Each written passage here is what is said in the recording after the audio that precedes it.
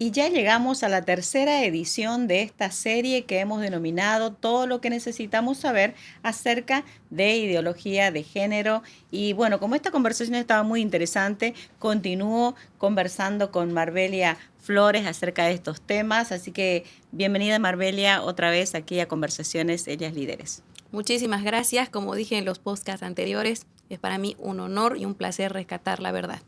Qué bueno, qué bueno. Y yo creo que han quedado varios interrogantes acerca de todo lo que hemos estado hablando, Marbelia, así que vamos a continuar ahora. Y bueno, dentro de esta serie, en esta tercera edición, vamos a hablar un poquito más acerca de la identidad femenina. Ya vinimos hablando acerca de la deconstrucción de la identidad femenina a causa de muchas ideas y pensamientos que son parte de lo que se denomina la ideología de género. Y quiero que apuntemos un poquito más a este tema porque lo que hemos tratado de hacer en este ciclo de conversaciones Ellas Líderes es identificar dónde está la mujer en medio de todo este proceso, dónde es iniciadora, dónde es protagonista, dónde también puede ser que sea real o supuestamente víctima. ¿Para qué? Para que nosotras interpretemos mejor cuál es nuestro rol también a partir de ahora. Estamos hablando a mujeres creyentes, como puntualizamos en otras ocasiones, porque creo que nosotras como mujeres creyentes necesitamos involucrarnos más en estos temas, saber más.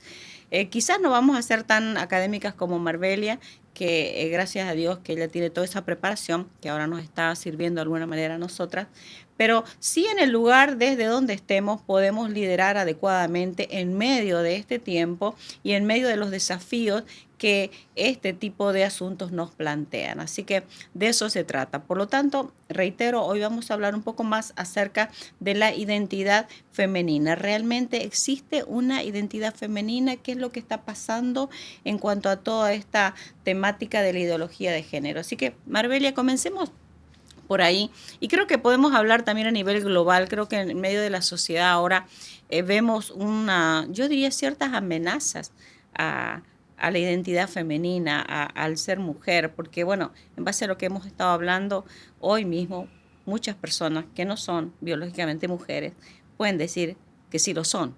No sé si has observado como yo también en la prensa, por ejemplo, algunas historias de ese tipo, ¿no? Bueno, como hemos visto en las anteriores sesiones, esta idea que va a solicitar a la mujer de construirse para abrirse a una nueva identidad basada en su fantasía, basada en literalmente tratar de copiar también algunas funcionalidades que son propias de la biología del hombre, va a dejar a la mujer en un nivel de mucha frustración. Y también obviamente al varón en un nivel de frustración porque va a empezar desmereciendo las funcionalidades propias biológicas también del varón. Del varón también. También del varón. Y a mí me gusta hacer hincapié un versículo que está en 1 Corintios 10. Okay. Y este versículo, perdón, voy a tomarme mi tiempo. Tranquila, está bien. Y me gusta que empecemos de esa manera, porque no olvidemos que nuestro público de mujeres creyentes, líderes, partes de la comunidad de ellas líderes, realmente quieren saber acerca de estos temas. Y bueno, tenemos mujeres que son amas de casa, tenemos mujeres que son líderes en las iglesias, algunas están ejerciendo ministerio, otras están ejerciendo su cristiandad y su liderazgo fuera de la iglesia, pero también tenemos como parte de nuestro grupo pastoras, esposas de pastor. Entonces me encanta que podamos llegar a toda esta comunidad con estas temáticas, ¿no? Y que podamos interpretar qué es lo que realmente está pasando en el fondo de todos estos asuntos. Así que, por favor, Marbelia. 11:10 dice, 11:11, en el Señor, ni el varón es sin la mujer, ni la mujer sin el varón. Porque así como la mujer procede del varón, también el varón nace de la mujer, pero todo procede de Dios. Es muy interesante porque aquí Pablo va a destacar la complementariedad de los sexos y lo productivo que es para lo social asentar esa identidad propia de cada sexo. Que saber que viene de la creación, de Dios mismo. De y hecho, es parte una buena de idea. la vida va a estar en ese valor de fusionar gametos diferentes y que es lo único que posibilita la vida. Y esto se da en el reino animal, se da en el reino vegetal, se da en el reino de bacterias, en el reino... Multiplicarse según su género, dice la palabra en Génesis. Correcto, ¿no? se lo da en todos los reinos. Y esto va a ser característico de acuerdo a la funcionalidad de nuestra propia biología. De hecho, la biología va a ser tan fuerte que va a primar sobre cualquier perspectiva social, que inclusive hasta en el reino animal nosotros vemos comportamientos etológicos que son propios de la biología. A un pavito, a un pavo macho, nadie lo adoctrinó para hacer toda una danza. No existe una intervención cultural, pero él tiene dentro de su propia conducta algo que prima por la biología. En el reino animal esto se ve muchísimo, tienen pigmentaciones distintas, tienen conductas distintas. Entonces, la biología prima por sobre toda interpretación psicológica y social. Y esto es más, acompaña la biología a la psicología. Y esto es y poderoso. Hablando de animales incluso, ¿no? Y esto es poderoso. Entonces, querer condicionar la existencia a simplemente una interpretación produce muchísima frustración. Y esto es lo que vamos a ver, por ejemplo, y es lo que vemos hoy en día, porque tenemos a muchísimas mujeres frustradas y a varones frustrados, y principalmente en las distintas áreas sociales. Ahora nosotros vemos que la mujer finalmente va a ser desplazada porque su concepto y su propia biología va a ser desmerecida, porque se va a abrir la gama a poderse identificar con cualquier tendencia sexual o con cualquier identidad. Entonces vamos a tener a varones biológicos que ahora se van a identificar como mujer, porque este paraguas se abre a través de la filosofía y académicamente a través de la perspectiva del feminismo. Bueno, y la mujer va a perder ciertas plazas, ¿no? Y a las leyes también, ¿no? Porque, bueno, no sé, me puedes corregir, quizás no estoy tan bien informada, pero por ejemplo leí alguna vez un artículo de un hombre que creo que fue un violador, un abusador, un violador o algo así, y que bueno, él luego dijo que se identificó como mujer, y como se identificaba como mujer fue una cárcel de mujeres. Y adivinen qué hizo en la cárcel de mujeres. Obviamente siguió con su plan, digamos, su inclinación, y también abusar mujeres.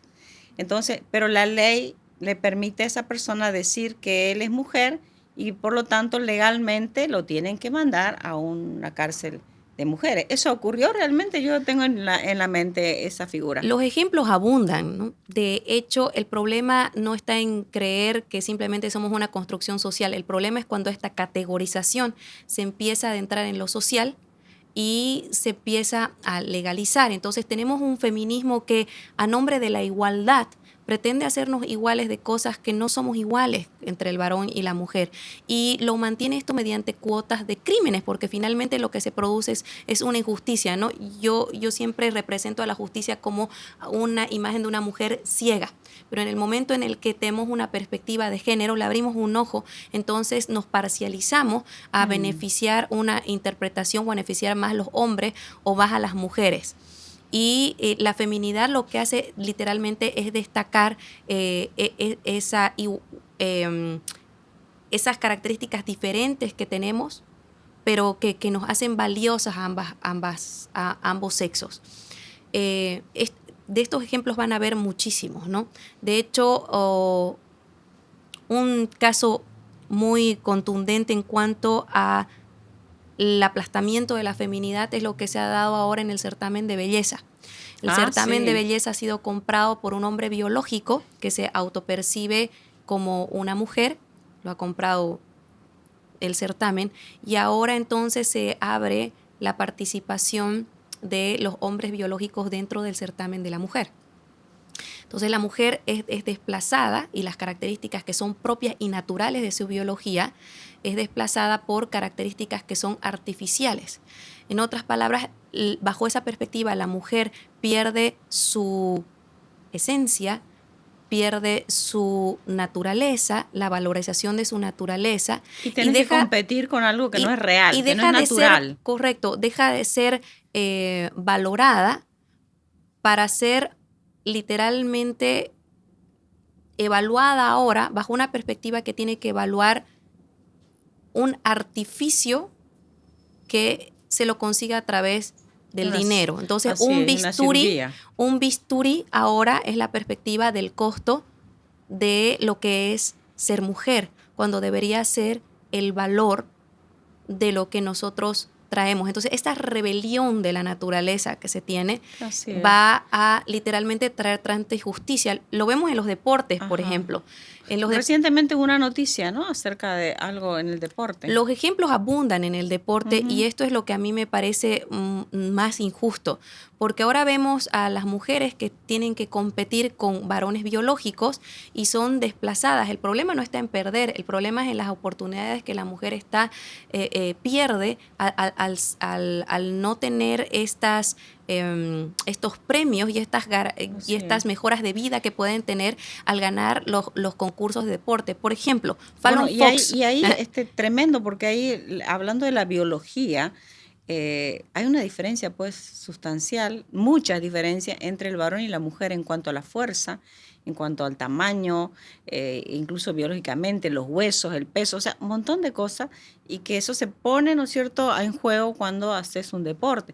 Yo no sé nada de deporte, pero más o menos me imagino, pero sin embargo, la interpretación de eso, ¿no? Por ejemplo, ese caso que estás mencionando, Marbelia. Claro, los varones biológicamente tienen condiciones distintas, ¿no? Y por eso la ciencia debe primar, ¿no? Y la ideología de género impone ideas anticientíficas, ¿no? Porque va a hacer competir a personas que biológicamente son diferentes. El hombre tiene 50% más de fuerza en la parte superior. Su piel es muchísimo más resistente, el corazón, los pulmones tienen mayor capacidad. Entonces tenemos, por ejemplo, el caso de la UFC, que es un caso de artes marciales mixtas, donde compite un varón, se llama Fallon Fox. Él es un varón biológico, pero que se autopercibe como una mujer. Entonces, literalmente ha entrado a una lucha de artes marciales mixtas con mujeres. Claro, desde el 2014 hasta el 2017 gana solamente tiene una pérdida, gana todos los certámenes de la UFC. Entre varones no era tan destacado. Y de hecho, hay una pelea que ha sido muy controversial, que ha sido con Tamira Banks, en la que en menos de 5 minutos le produce una contunción cerebral a la mujer. Wow. La mujer va a la clínica literalmente con el cráneo partido y ni siquiera puede expresarse libremente de lo que opina al respecto. Solamente puede decir, nunca me sentí tan dominada en mi vida. El caso de Liam Thomas. Liam Thomas es un nadador, es un hombre biológico que se autopercibe como mujer y de pronto entonces empieza a ganar en los certámenes de natación. Y no solamente empieza a ganar en los certámenes de natación, sino que se cambia también dentro de los vestuarios de las mujeres. Claro, como prima la biología, fue muy conocido el caso, fue publicado, pero no muy publicado, porque siempre hay una manipulación, sesgo de información. De sesgo de información para responder en cuestiones políticas a todo este lobby. Entonces, tenemos que como es característico de un varón, cuando ve a una mujer desnuda, bueno, él tiene una erección, entonces la mujer se siente muy violentada, y cuando las mujeres denunciaron esto, él dijo que él era una mujer lesbiana. Entonces, claro, o sea, como el camaleón, te cambias de color de acuerdo a la ocasión. Entonces eso es lo que el paraguas se abrió ya para todo este tipo de irracionalidades, diría yo, ¿no? Fíjense, por ejemplo, pensando en esto, ¿no? Algo que es tan obvio, como por ejemplo las brazadas de un varón, ¿no? Y mucho más si es alto, en relación a una mujer, y mucho más si es pequeña. Entonces, la distancia, ¿no? Y cómo se puede competir, por eso digo irracionalidad. Y el otro tema, ¿no? De que la persona se cambia cuando quiere, ¿no? De acuerdo a su conveniencia, y no puedes decir nada, y si acaso decís algo, incluso como ya las leyes están sobre esto, vos que sos la víctima realmente, como esa mujer que lo ve al tipo ahí en esas condiciones en el baño, ella no puede decir nada, es víctima, pero sin embargo tiene las voces embargadas porque la ley le prohíbe decir algo, porque quizás es discriminación, quizás es falta de respeto a él que se autopercibe como se autopercibe, como acabas de mencionar. Entonces, creo que es tremendo, ¿no? La deconstrucción de la identidad femenina principalmente, ¿no? O el caso de Laurel Hubbard, que es un alzador de pesas nuevos de Nueva Zelanda.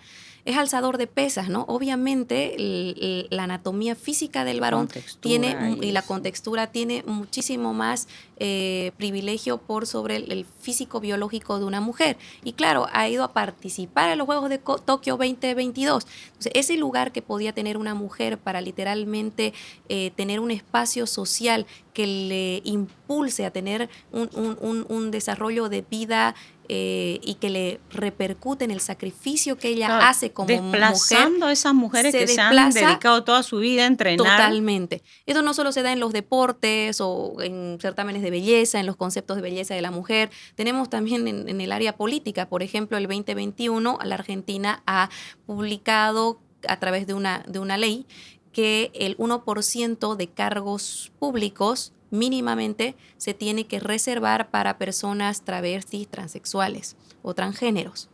Entonces uno se pregunta si eso ya no es un privilegio a personas que tienen una autopercepción distinta a su biología. ¿Por qué no un 1% a mujeres? ¿O por qué no a simplemente remitirnos a un concepto intrínseco que no responda a una categorización? Un cargo público debería darse a una persona que cumpla características mínimas de idoneidad. Pero al momento de abrir yo esa pertenencia a una categoría, estamos obviamente discriminando si no pertenecemos a esa categoría.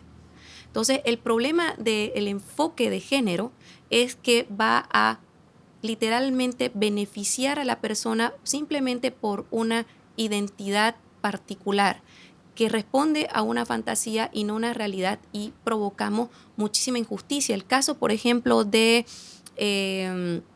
Lubit, hay un señor que se llama, que era un ex marín. Este ex marín era un señor de 50 años que se autopercibe como mujer y después quiere ir a sanar un tema de la infancia y ahora juega en las ligas en Santa Clara, en California, de baloncesto con mujeres y mujeres adolescentes. Entonces, obviamente ningún padre puede decir, él tiene una ventaja física respecto a mis hijas. No solo si dice algo, la ley le cae encima, no porque hay ciertos países donde ya la ley promueve y protege a este tipo de personas, ¿no? Con estas elecciones. Y lo triste acá es que no es solamente una competencia que ya se hace literalmente injusta con la mujer, sino también cómo pierden espacio público.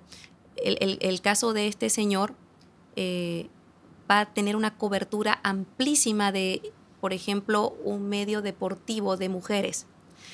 En vez de coberturar a una mujer que realmente está haciendo un sacrificio y un esfuerzo por salir adelante en el área deportiva, están coberturizando a un varón biológico simplemente por su autopercepción. Claro, y en algún caso, por ejemplo, el varón biológico, por ejemplo, en los deportes, le puede ganar realmente a una mujer biológica, ¿no?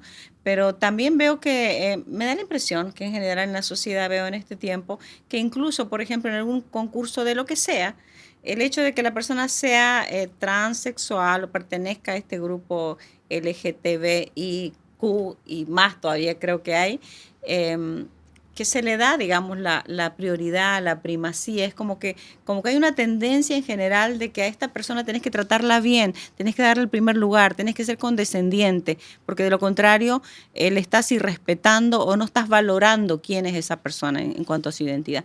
No sé si eso solamente lo percibo yo o es así.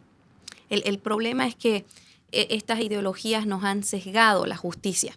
Entonces empezamos a ahora dar privilegios en vez de derechos. Todas las constituciones políticas de todas las naciones el día de hoy te demandan igualdad de derechos ante la ley. Entonces hoy tenemos consolidado la igualdad de derechos ante la ley en todas las constituciones, en todas las naciones, y eso es gracias al cristianismo, por si acaso, porque en naciones musulmanes y en naciones budistas hasta el día de hoy, bajo la ley hay diferencias entre el hombre y la mujer y hay esclavitud inclusive, pero el cristianismo nos ha dado esta valorización de gozar de esta libertad. Qué bueno que lo remarca, porque justamente en medio de todas estas corrientes algo que se hace es desvalorizar al cristiano, al cristianismo o aquel que es un hombre o una mujer de fe. Y aquella persona que habla acerca de estos temas, incluso en círculos cristianos, es mirada como que no sabe mucho, como que no entiende, como que es retrógrada, como que es ignorante o le falta preparación. Pero es bueno por eso puntualizarlo. ¿Por qué? Porque el creyente también tiene que recuperar su identidad y no debería ser intimidado a causa de todas estas corrientes. Es cierto, es posible que no podamos cambiar a todos alrededor nuestro, ¿ok? Pero sí, ojo que si Dios te manda que vayas a tal o cual lugar, hazlo. Como, insisto, como una activista como Marbelia. Pero sin embargo, podemos cambiar nuestro mundo, el lugar, el círculo de influencia que tenemos. Y yo quiero enfatizar esto porque cada mujer que está escuchando esta conversación debería convertirse, si se puede decir, en una pequeña activista en su círculo íntimo, en su propia mente y en su propio corazón primero, y luego en su círculo íntimo, en la iglesia. Y además, valorizar su propia identidad como mujer y como mujer cristiana. Porque si vamos al mundo en el cual estamos viviendo, ya por el hecho de ser mujer estás mal, y si sos cristiana peor. Y si sos pastora, añadirle algo más en tu contra. Entonces, creo que nosotros necesitamos cambiar de mentalidad. Este asunto es muy importante porque o es que ya no podemos hacer nada, Marbelia, te pregunto directamente, es que no podemos hacer nada. Podemos hacer mucho, ¿no? Porque como mujeres tenemos muchísima influencia dentro de nuestro entorno Y bueno, que eso es parte de nuestra identidad y de la esencia de ser mujer, ¿no?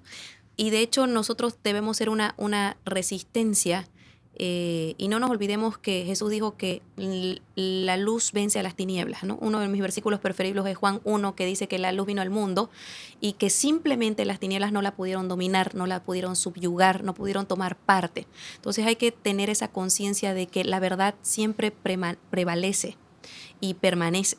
De hecho, Jesús dijo que las puertas del infierno no iban a prevalecer contra su iglesia. Uh-huh. Y es la esperanza de vida que nos da, ¿no? Obviamente en los primeros años el cristianismo pagó un precio muy alto, pero Así continuó porque está escrito que la palabra de Dios permanece para siempre. Y es importante destacar esto porque nosotros somos la sal del mundo, la sal y la luz del mundo, entonces somos los que traemos esa justicia y impedimos esta fragmentación y esta injusticia que se da. Volviendo al caso, por ejemplo, uh-huh. del desplazamiento de la mujer en el deporte, un caso que materializa muy bien lo que estoy diciendo a continuación es el caso de una niña que es una atleta es de atletismo, ella se llama Chelsea Mitchell, que de hecho la corte rechaza la demanda porque ella pone esto ante la corte para que literalmente en el ámbito del atletismo solamente compitan mujeres biológicas. Ella ha sido desplazada por competidores transgéneros, ¿no? Entonces los títulos que 2 mujeres o 4 mujeres o varias mujeres ganaban en años solo se lo han ganado en estos últimos 15 títulos en estos últimos años solamente 2 varones biológicos. Entonces se produce una injusticia y una de nuestras responsabilidades es tratar a la justicia pero como un valor intrínseco, no inclinarla bajo una perspectiva de género. Por ejemplo, el caso que ha sido más conmovedor en este último mes ha sido el caso del niño Lucio Dupuy. Es tremendo, Lucio en Argentina. Dupuy en Argentina fue brutalmente masacrado y asesinado por su madre biológica y la pareja de su madre, que es ambas son mujeres. Una se autopercibe como varón y la otra es militante feminista, y estas doctrinas que finalmente quiebran con la identidad, y no solamente quiebran la identidad, sino que son subversivas y que finalmente como entran a un adoctrinamiento en la que se enfoca que el culpable de todo es el varón, entran a promover literalmente el odio de sexo. Entonces vos ves ahora en una marcha feminista que debería representar a la mujer o que debería representar o socializar las características nuestras, hoy nosotros vemos más hombres biológicos que se autoperciben ni siquiera como mujer, ¿no? Porque se autoperciben como género fluido, se perciben como animales. De acuerdo a la necesidad y a la ocasión. De acuerdo a la necesidad y a la ocasión. Y tenemos un montón de pancartas, sí, que dicen muerta al macho, mata a tu novio. Entonces tenemos un ataque directo del varón y de la masculinidad. Y eso obviamente formatea nuestro cerebro. Y eso está en los medios, eso se socializa, porque eso también es funcional a una agenda política.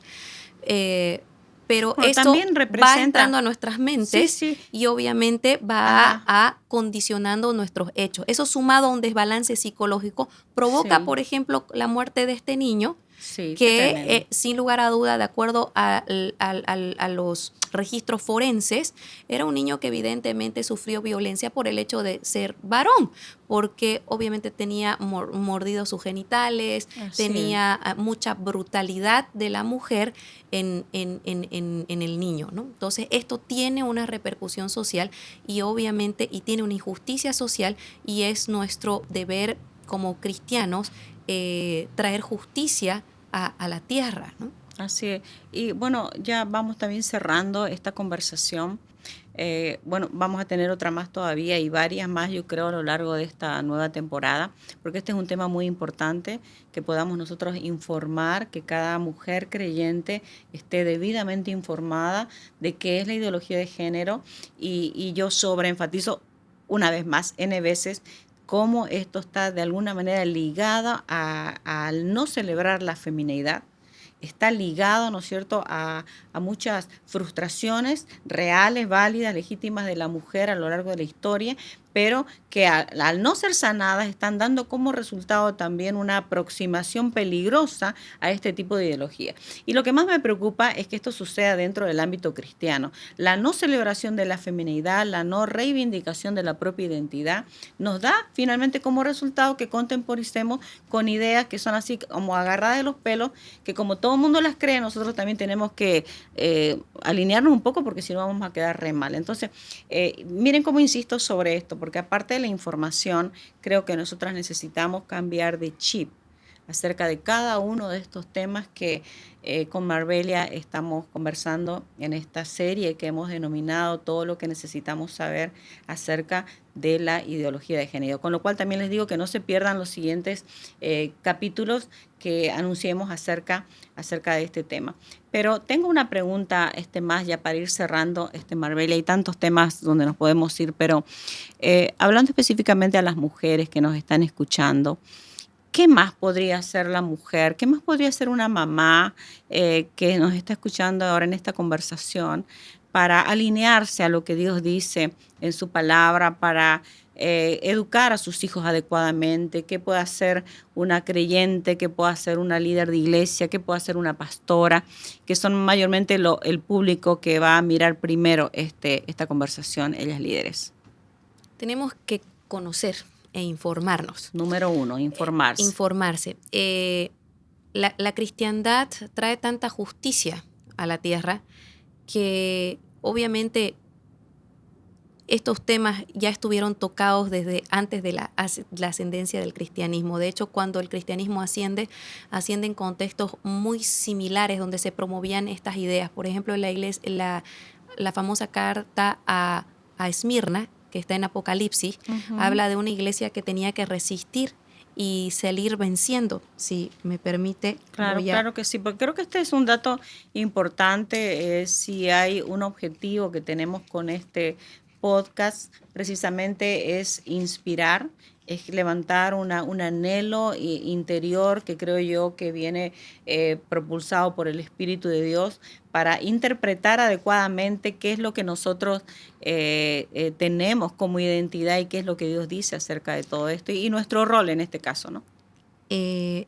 Apocalipsis 2 habla de Jesús, le manda a escribir a Juan una carta y una amonestación para la iglesia en Esmirna y dice que la iglesia tenía que ser fiel hasta la muerte y que si era fiel hasta la muerte le iba a dar vida. O sea, el resultado de ser fiel es el resultado de tener vida. Fiel hasta la muerte para recibir vida. Y el que tiene oídos, oiga lo que el Espíritu dice a las iglesias y el vencedor no sufrirá daño de la segunda muerte. Esto tiene una interpretación política en realidad al respecto, pero habla acerca de una fidelidad. La iglesia en Esmirna era muy conocida por tener un culto a la diosa Cibeles. Y la diosa Cibeles demandaba las mutilaciones del cuerpo. y demandaba el Wow. derramamiento de sangre. Wow, De hecho, qué gráfico, ¿no? de hecho Wow. tenía un sacerdocio y el sacerdocio se llamaban los famosos gali, eran varones biológicos que mutilaban sus genitales y en el derramamiento de sangre ofrendaban esta sangre y estos genitales para la diosa Cibeles. Ellos se vestían como mujeres para asemejarse a la diosa Cibeles y obviamente reprimían violentamente al cristianismo. Wow. ¿Por qué? Porque el cristianismo defendía la biología y principalmente proponía que ya no existía, que no exista un derramamiento de sangre.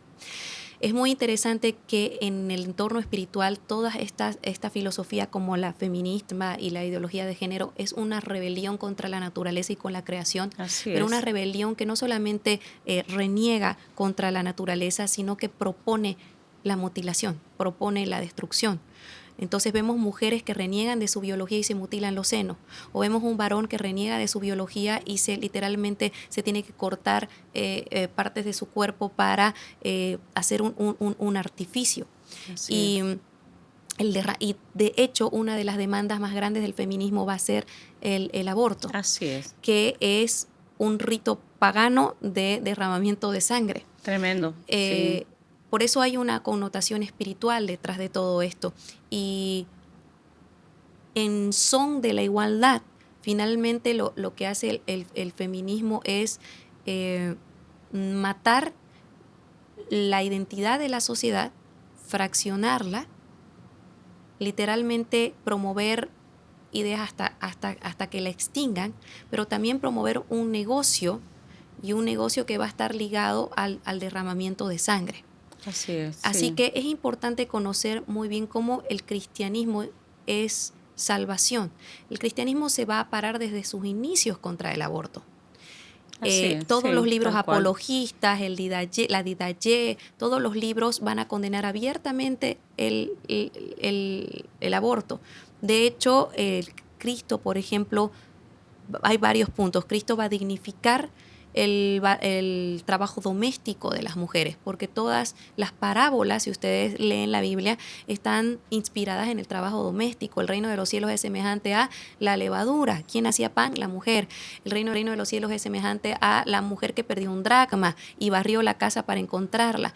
La Biblia está llena de referencias morales y las referencias morales son ligadas a la identidad de la mujer, tanto en el trabajo doméstico como en la propia biología.